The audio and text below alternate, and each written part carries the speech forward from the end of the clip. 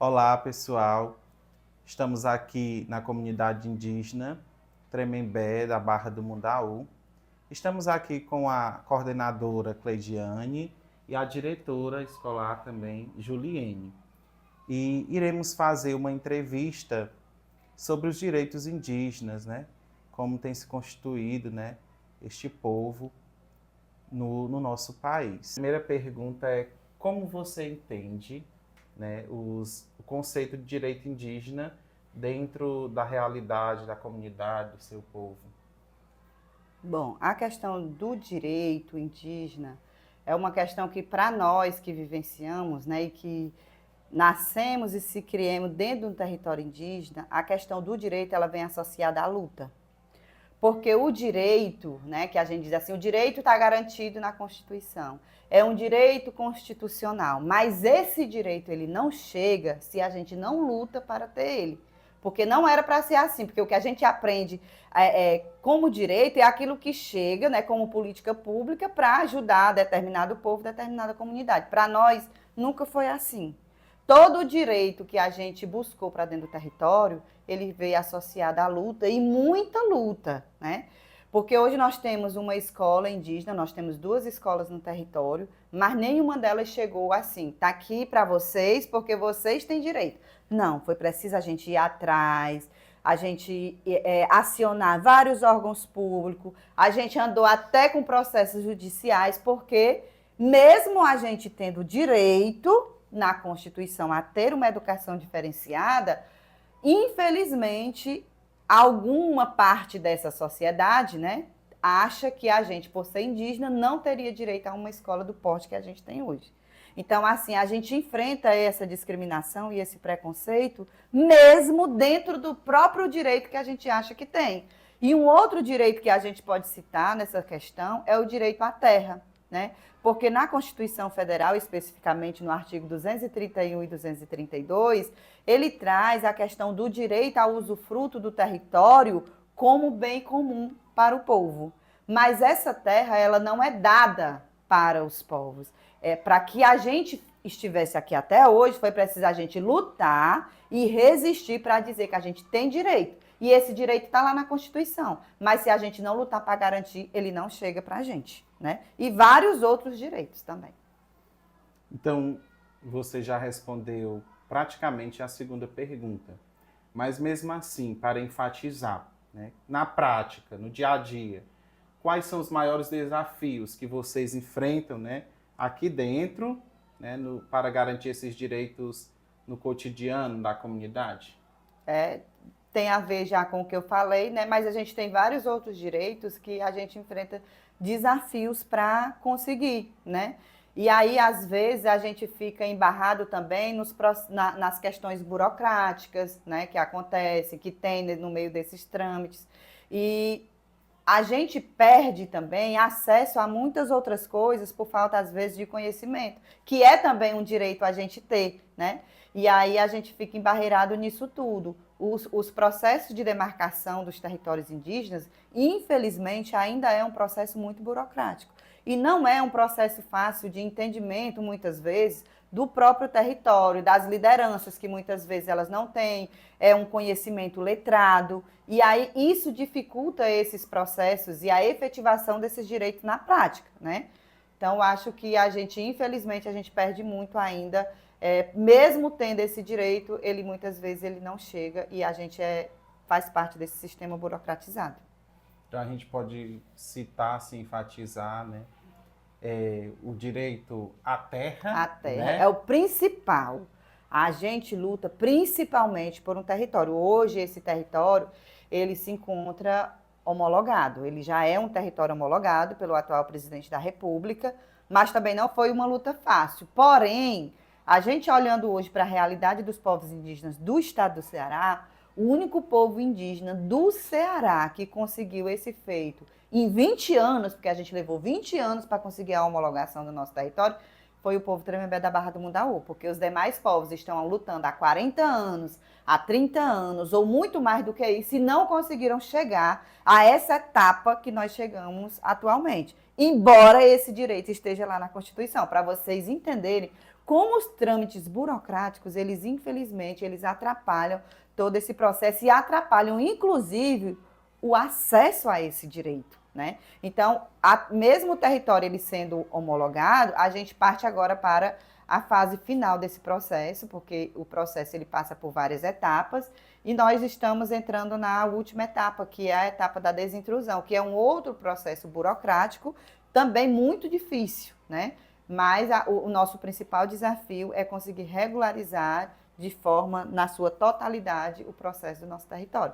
Porque é o maior direito nosso que nós temos e que nós lutamos é pelo direito à liberdade do nosso território. Porque sem terra, a gente não tem educação, a gente não tem saúde, nenhum outro direito ele faz sentido. Exatamente. E só para dar assim, até 2023, né, só tinha uma terra homologada no estado do Ceará. Hoje nós temos mais para a gente ver como tanto direito que nós temos na Constituição, né, mas mesmo assim, o Ceará até 2023 só tem apenas uma terra. Então, o direito ele está lá, bonitinho, mas eles não são realmente efetivados, né? Porque o Ceará é muito atrasado nesse processo, infelizmente.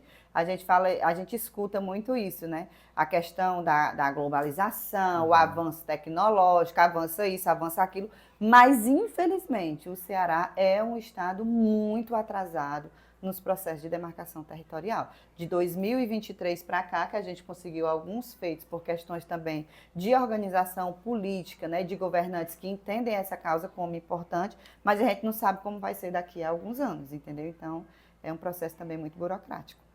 Eu percebi aqui, chegando, fazendo esse percurso, que vocês tinham um posto, né, com estrutura mais inferior e agora vocês estão ganhando, né, um novo ponto, né, de atendimento.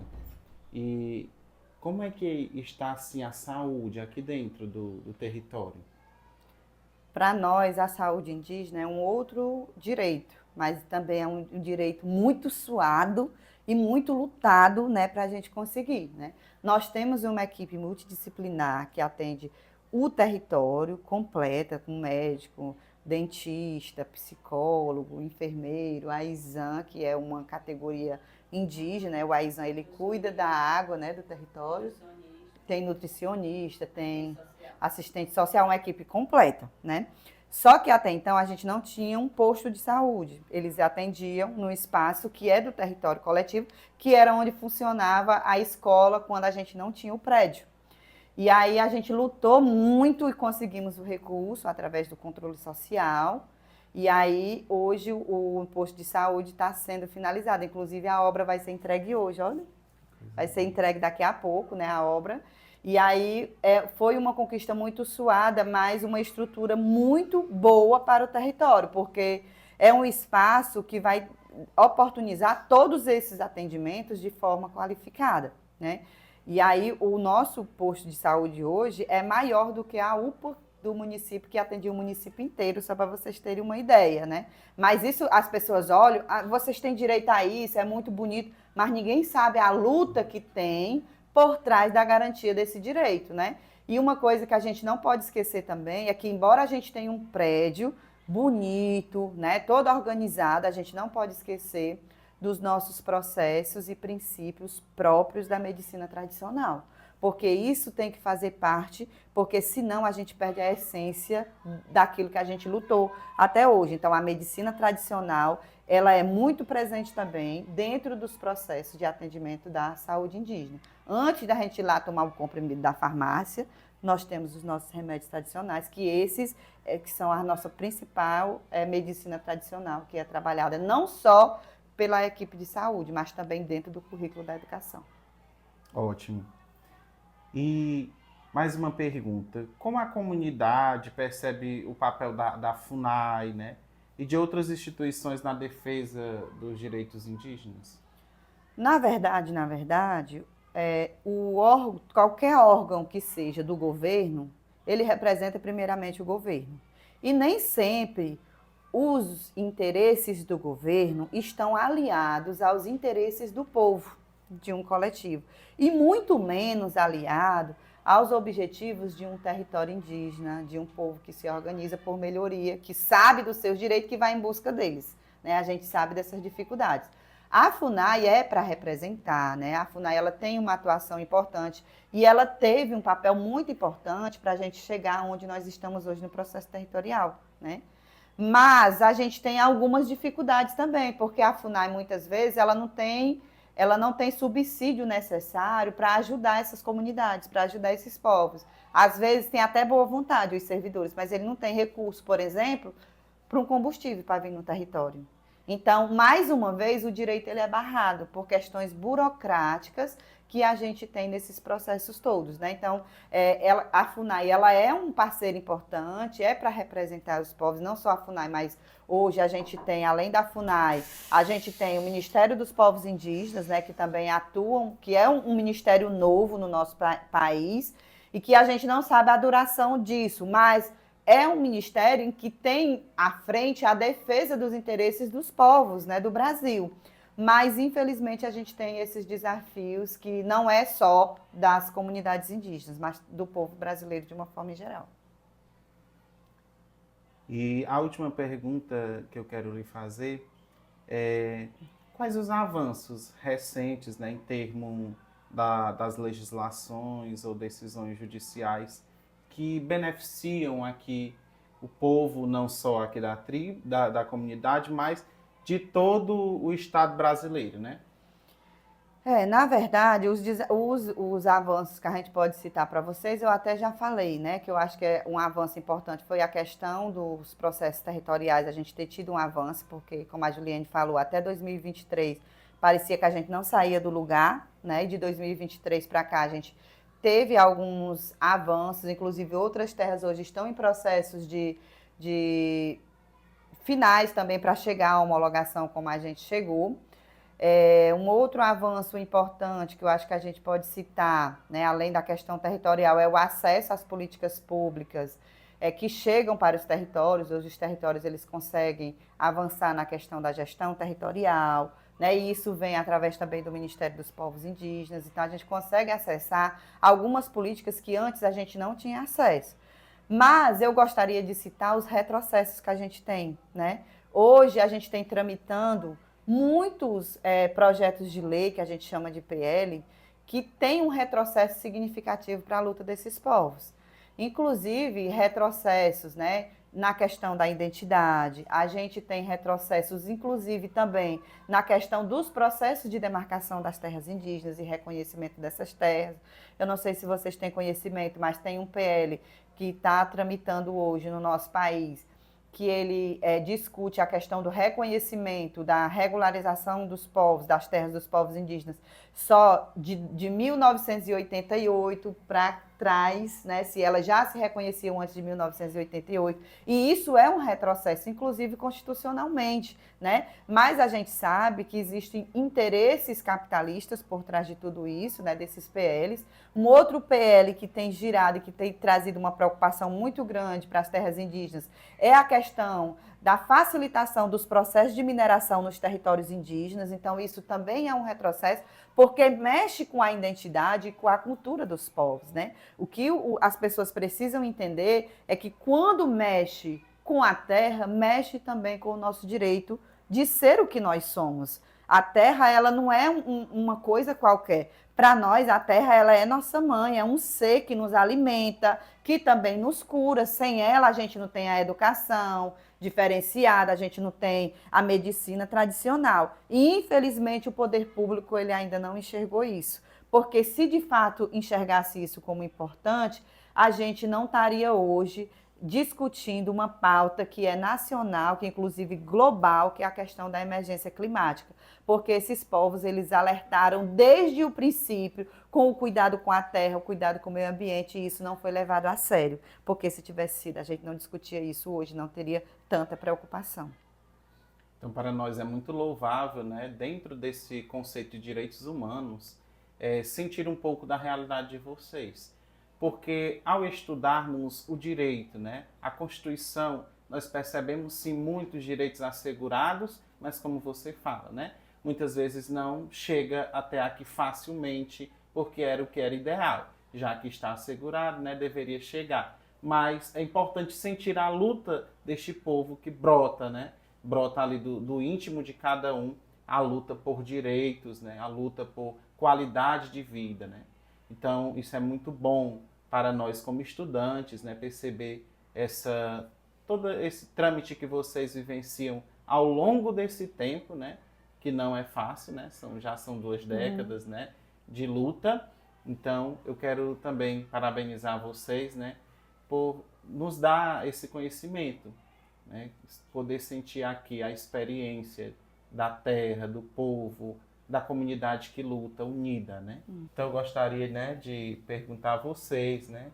Quais as considerações finais para que a gente possa chegar ao fim desta entrevista? Dizer que nós temos, o direito está aí, né? Está na Constituição, bonitinho, mas que tudo na vida precisa de muita luta.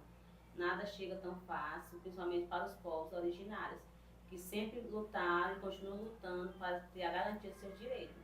Então, vocês que estão aí na universidade, vejam que existe a Constituição, mas tudo na vida precisa de luta.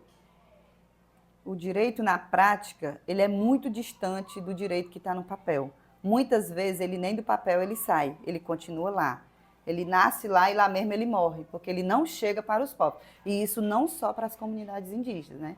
E para finalizar, eu gostaria de dizer, né, que é uma coisa muito importante para nós, que todos esses direitos que hoje a gente tem, essas conquistas que a gente falou, e essa nossa resistência de lutar contra esses retrocessos, eles também vêm associados a um respeito muito grande que a gente tem pelos nossos mais velhos, que a gente chama de troncos velhos no nosso território, porque no nosso território, que é inclusive organizado por mulheres, que é uma outra particularidade dos povos do Ceará, né?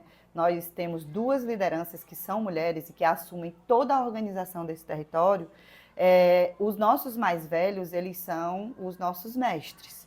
E embora eles sejam considerados pela sociedade dita civilizada, como analfabetos por não terem um conhecimento letrado, para nós eles têm uma sabedoria muito importante que a gente considera uma ciência ancestral e que muitas vezes são eles quem nos direcionam para essa luta e para essa tomada de decisão e a busca por esses direitos que é tão difícil chegar até nós.